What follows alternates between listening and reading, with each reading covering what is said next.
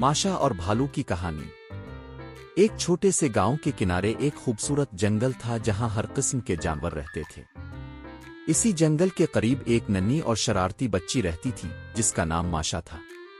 माशा अपनी शरारतों और तजस्सुस के लिए मशहूर थी।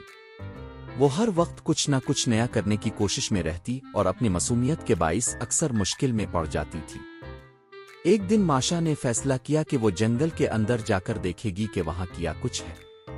वो खेलते खेलते जंगल में इतनी दूर निकल गई कि अपना रास्ता भूल गई। चलते चलते वो एक पुराने लकड़ी के घर के सामने पहुंची।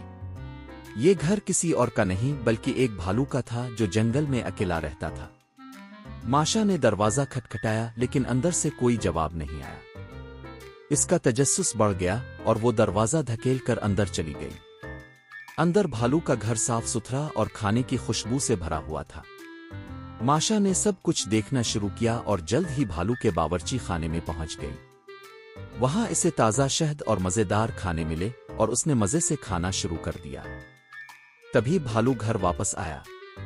वो माशा को देखकर हैरान और गुस्से में था, लेकिन जब उसने माशा के मासूम चेहरे और शरारती हंसी देखी तो उसका गुस्सा खत्म हो गया। भालू ने सोचा कि माशा बहुत छोटी है और इसे अकेला जंगल में नहीं रहने देना चाहिए। इसने माशा को वापस गांव ले जाने का फैसला किया। लेकिन माशा इतनी शरारती थी कि वो भालू के साथ खेलने लगी और इसे अपनी बातों में लगा लिया।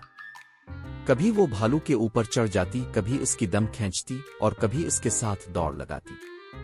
भालू ने बहुत बर्दाश्त किया, लेकिन माशा की शरारतों से वो परेशान भी होने लगा। एक दिन माशा ने भालू से कहा, तुम मुझे गांव वापस ना लेकर जाना, मैं तुम्हारे साथ रहूंगी और हम मजे करेंगे।